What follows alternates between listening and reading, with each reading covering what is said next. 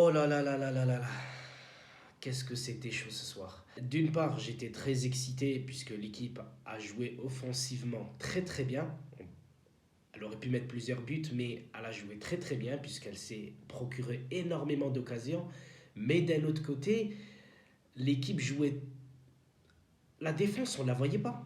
La défense, on ne la voyait pas. Mister Sarri ce soir, qu'est-ce qui s'est passé défensivement? On voyait que Bonucci et Delirte en défense. Sandro, il était plus ailier avec Cuadrado que défenseur.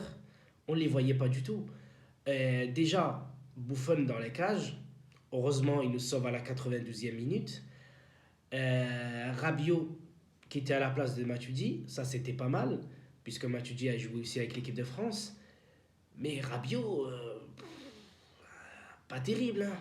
Déjà, l'équipe va jouer 7 matchs en 22 jours, avec la Ligue des Champions et la Coupe, je crois, d'Italie et la Serie A.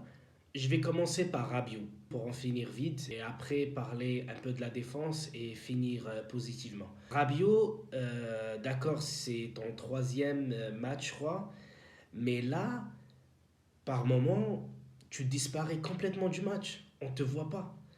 Et lorsque, je crois, c'était à la 66e minute, Sarri, il essaye de te parler.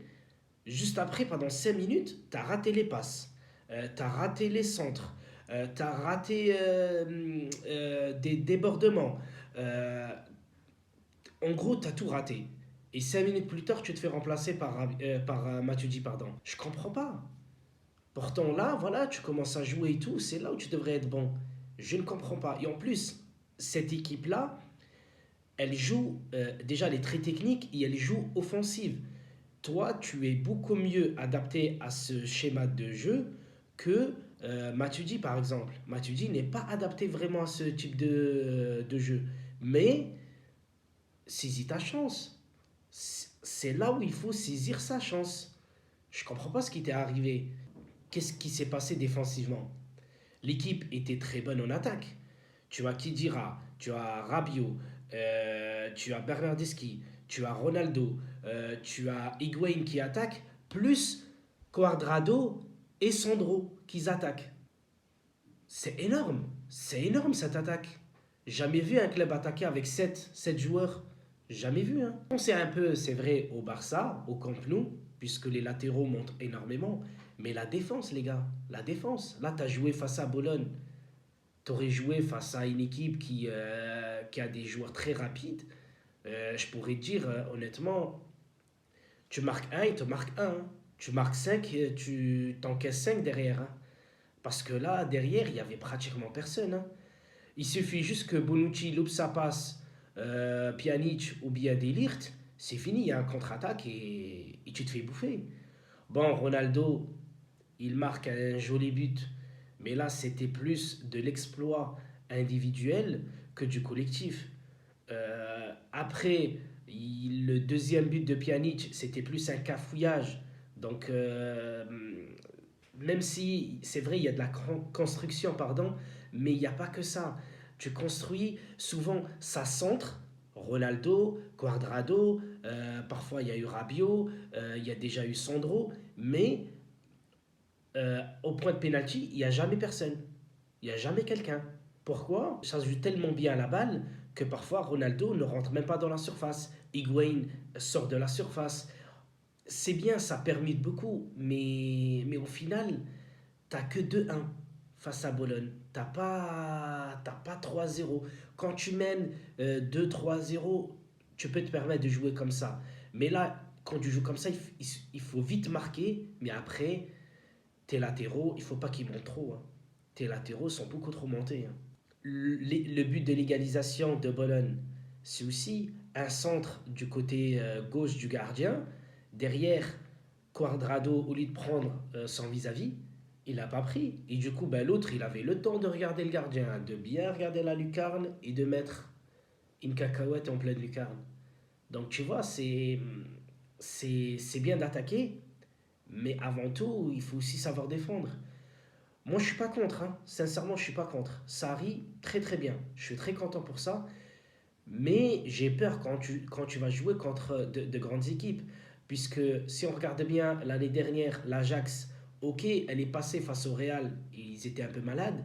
Elle est passée face à la Juve, parce que la Juve, si on compte les 4 années de Conte et les 5 ans de Allegri, ça faisait 9 ans que l'équipe joue beaucoup plus défensive.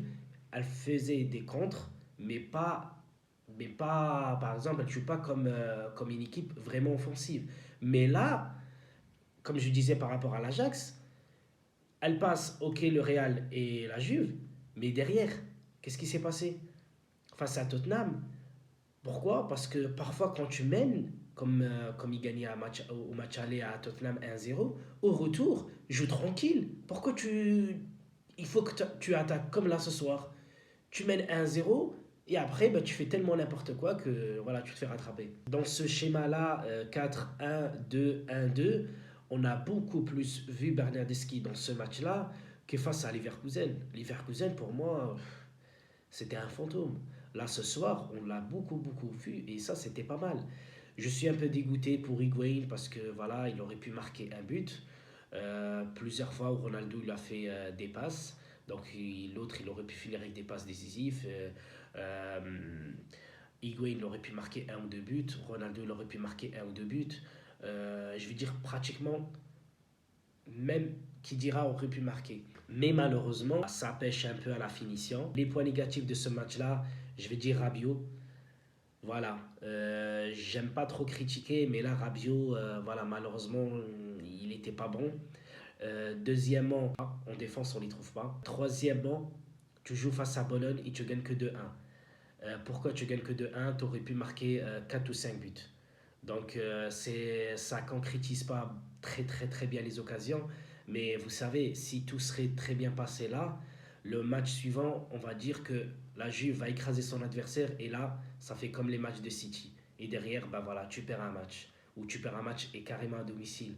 Donc là, je vais dire, l'équipe progresse à ce niveau-là. Puisque pour une fois, on voit la Juve superbe bien en attaque.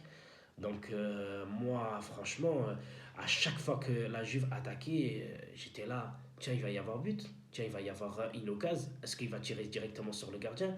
Est-ce que l'autre, il va centrer de la tête? Franchement, cette Juventus-là, on va dire, elle a mille façons de concrétiser une occasion. Tu as énormément de façons de marquer un but.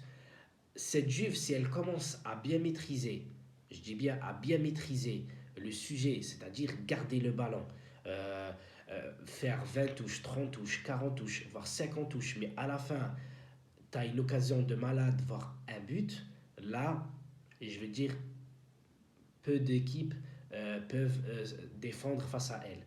Mais je reviens toujours à ça. Tu joues face à Bologne. Bologne s'est créé énormément d'occasions. Si tu n'as pas, entre guillemets, parfois un Delirte, Bonucci, voire le gardien, malheureusement, tu pourrais te prendre deux ou trois buts. En tout cas, merci de m'avoir suivi. Je suis très content. J'ai un fond vert derrière que je viens d'acheter. Je ne sais pas si je vais mettre une image ou pas. Mais en tout cas, s'il y a une image, c'est que c'est fait. S'il n'y a pas d'image, c'est que je mettrai les images, etc. bien plus tard. Et je vous dis à bientôt pour de nouvelles vidéos de la Juventus. Merci les gars de m'avoir suivi. Ciao.